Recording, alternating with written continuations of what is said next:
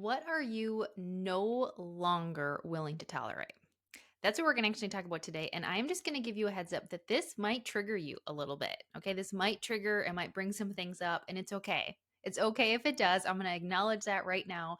Stay with me because I also think you really need to hear this message. What are you no longer willing to tolerate? So let me give you a little context behind why I'm asking that question. First of all, so I am a certified, executive and high performance coach, speaking coach. And one of the things that I do with particularly my leadership executive teams is something called energy leadership. And this is an attitudinal assessment. I give this to my one on one clients a lot with organizations. And essentially, what this is doing is it is assessing. So, versus a personality assessment, you might have taken personality assessments like DISC, like Myers-Briggs, different things like that, where it's assessing your personality. Well, energy leadership is assessing your attitude, assessing how you show up in situations when things are going well for you and how you show up under times of stress. And then we use that information, we use that data to help guide our conversations on finding where there might be stress and strain in your life holding you back from, executing on your goals, where it might be holding you back from showing up in your full potential, in inspiring teams and getting results you want and showing up confident in using your voice. I think this is one of the most amazing tools, which is why I love being able to use this with my clients. And we get so many insights from this. And I have delivered this assessment hundreds of times now between doing it with one on one clients. Every one of my one on one executive clients, high performance clients takes this assessment.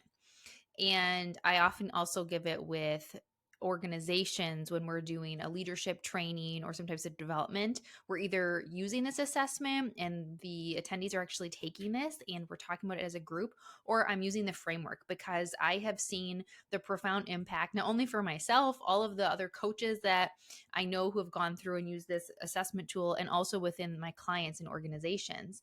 And why I give you this background in this context, and of course a little plug, if this sounds like something that you're interested in taking for yourself, your leadership team, your organization, let's talk about how energy leadership can truly and genuinely change how your leaders are showing up. It's a unique way to develop emotional intelligence, to develop communication, so many things. But why I give you this context, why I give you a little bit of this information is because I have delivered this assessment, like I said, hundreds of times. And what I find is very often level 3 is often very high for people. So I'm not going to give you all the details about energy leadership. Again, if you want to learn more, please reach out to me and I would love to share with you. But what I do want to share about it is that oftentimes the way that people are showing up, they have a lot of level 3. Well, level 3 is this level of, it's not completely stress, what something we call catabolic energy, where you're really being driven by a stress reaction. It might be feeling at the effect of things, it might be feeling like everything's happening to you, or it might be frustration and anger that's driving the action you're taking. So it's not fully that, but it's also not fully as optimal as we could be showing up. So it's sort of this like middle level, which is not good or bad, right? One of the things with the energy levels is we don't quantify that one's good or bad. What I see, however, is some key indicators when people have a lot of level 3 is they tend to do things like tolerate things, rationalize things, justify things, say things are good enough. It's fine. It's okay. I see this all the time with clients, with organizations, with just people in general, right? People tolerate so much until sometimes we get to that tipping point where it's like you no longer can tolerate something. But I will tell you that people will tolerate so much shit, excuse my language, they will tolerate so much before they get to that breaking point. And so when I see people with a lot of level 3, we can really dive in and have a conversation around sometimes that level 3 of, what the benefit is. It can help us to sort of put negative things aside, maybe people you don't really want to work with, or maybe situations you don't really want to deal with. You can kind of set those to the side for a moment to get to the result. So it's like if you're trying to get a project done, if you're trying to get something done and there's all these things, you can essentially kind of set those to the side and get to the finish line. What happens though is that if we don't address the underlying things, like those people, those situations, if we don't address it, then eventually we reach that tipping point where we know it's no longer okay. We're no longer saying it's okay. It's fine that they're not doing what they should be. It's fine that I'm going to take that over. It's fine that I don't feel my healthiest, my happiest. It's okay that I don't have any time for myself and I do everything for everybody else. We can only say it's okay for so long until we get pissed or until we get to the point where we go, what's the point? So we either say one of those two things. We either say we're completely depleted and we feel like we've got nothing left to give, or we get really frustrated, we get really upset, and we might then blow up. We might react in a way we don't want to, show up in a way that we don't want to. And so my challenge for you is to think about, and when I ask my clients this, so when we're looking at their assessment results and we're going through the different levels and we're going through the advantages and disadvantages and how these can affect them, and someone's always coming to you with some type of goal. They either want to elevate their role in the organization, they already have been promoted and they're trying to step into their presence and communication. If it's, if I'm doing more of a leadership training or things, we always have some type of goal. Maybe if you're someone who wants to do more speaking or get better at public speaking, your goal is to be able to deliver that presentation, to get in front of that group, right? There's always a goal we're working on. And we need to identify what are the things, what are the blocks that are going to get in the way along that path to achieving that goal so that we aren't blindsided. And what's going to be the quickest, most efficient, most effective, and fun way for you to get to that goal? So what we need to do is we need to look and kind of dig into what are the things that are going to show up and get in the way. Well, if you are constantly tolerating good enough, rationalizing or justifying behaviors from yourself or from other people, what are the chances that you are going to get to that goal? What are the chances that when you get to that goal, you're going to even be able to celebrate it and recognize it, right? The chances we even get to that goal are usually pretty low because we have this justifying, okay, that's enough. That's okay. It's okay that I really wanted to focus on my health this year, but every single time that I make that commitment to myself to go to the gym, my spouse, gets mad that I'm leaving the house, and so I don't go. Or I come up with an excuse. Or it's okay that every time I have this project or this thing that I'm going to do, the other person, I can't count on them, and so I just do it myself. It's okay. It's fine. Or if you're a leader of other people and there's behaviors that you have been tolerating on your team or in your community, in your network, you are only going to be able to tolerate that for so long. And my question for you is, how long are you willing to tolerate it? And I know sometimes when I ask this to clients, it's like whoosh, like it just kind of hits you, like the what are you no longer willing to tolerate, followed by the how long are you willing to tolerate that? Because eventually that tolerating, that rationalizing, that justifying, that it's okay, it's fine is no longer just going to be it's okay and it's fine. And we were not put on this earth. This is my like feistiness coming out. We were not put on this earth to just be fine. How many of you are just fine? You're just okay. Because I remember many instances where it was like, it's okay. Things are fine. Now, I'm not saying that we're always going to be great and amazing. Like, that's just not the reality of life. But what this is it's really acknowledging how many things in your life, in your health, in your relationships, in your personal life, in your professional life, how many different areas of your life are you tolerating good enough?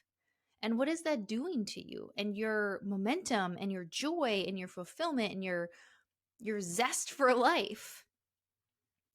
What are you no longer willing to tolerate? What behaviors from yourself, from other people? And this is great timing coming into, beginnings of a new year and really thinking about, I've been seeing this trend on social media of like the ins and outs. If you've been seeing this at all, I've been seeing it on Instagram mostly, but what's in for this year that people are saying, like, what's in for this year? What's out for this year? In is prioritizing yourself, out is overbooking yourself, those types of things. If you've been doing something like this, is a great time to think about this is what are you no longer willing to tolerate? Is it behavior from yourself? Is it intrusive and negative thoughts from yourself? Is it no longer willing to tolerate being treated a certain way by certain people? Is it no longer willing to tolerate, just good enough? Like you don't want just good enough. You want amazing. You want great. Or another way that you could ask yourself is, how long am I willing to tolerate? Like, I'm sure when I ask you that question, you can think of instances, because we all have them. We all experience this level of energy at different times. Some people just have more of it, it shows up more for them.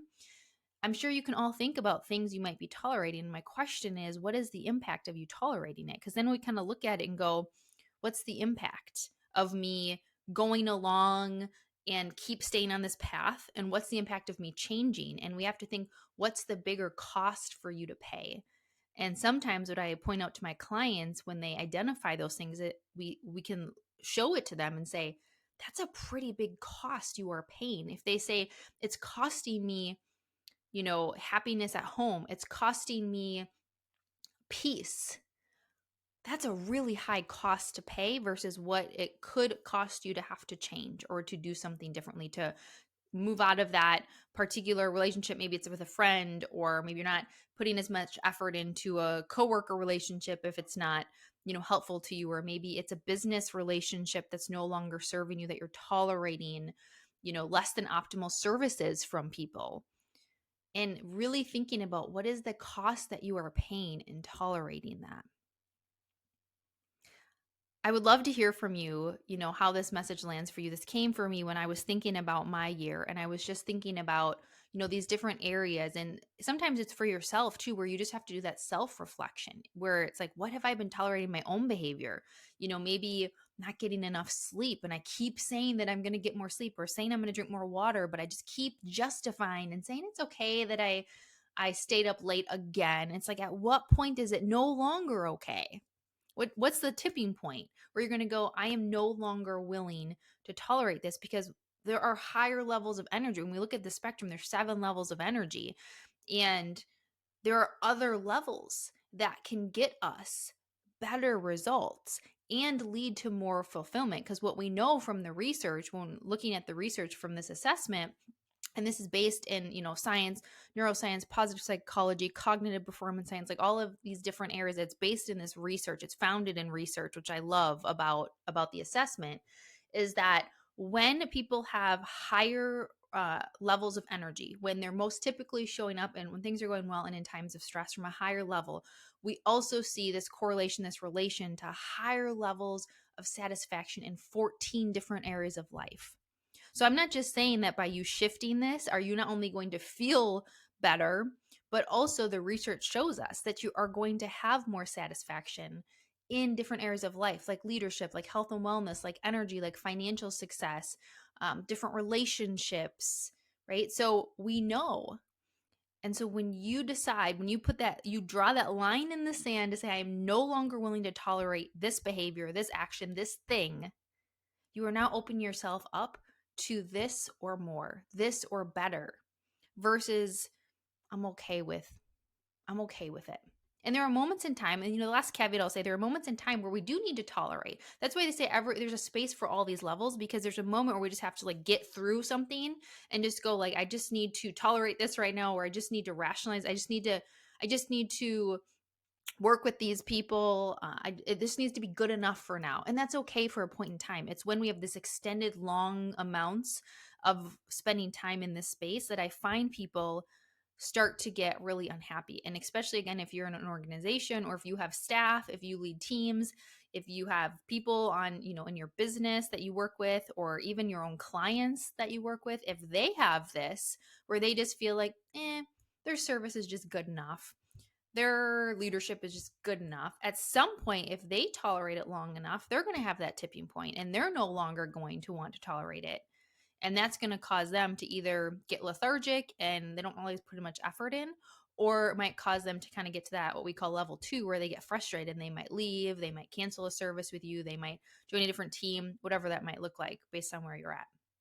What are you no longer willing to tolerate? I hope that this drummed up something in you for you to really sit and think about what that could look like for you and what you want to do with that. So, thank you so much. I hope that this landed for you. As always, feel free to send me a message if you're like, hey, I want to talk about that. Like, what do you mean by that? And ooh, this is what came up for me. So make sure that you let me know. As always, please, please, please consider leaving a rating and review. This is the best way to get the podcast out there so I can continue to serve and get in front of more people. So hitting a quick rating on Apple Podcasts or wherever you listen and leaving a review or sharing with your audience means so much to me.